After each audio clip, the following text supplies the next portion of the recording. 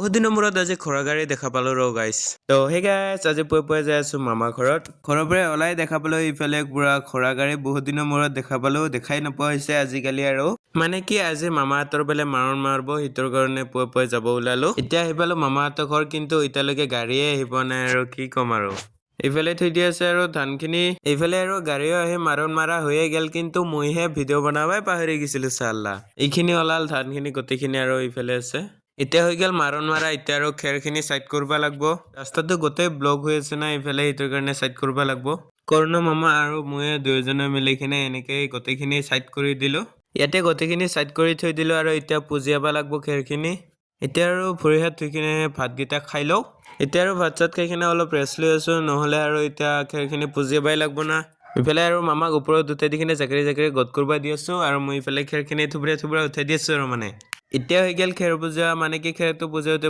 ৰাতিয়ে হৈ গেল আৰু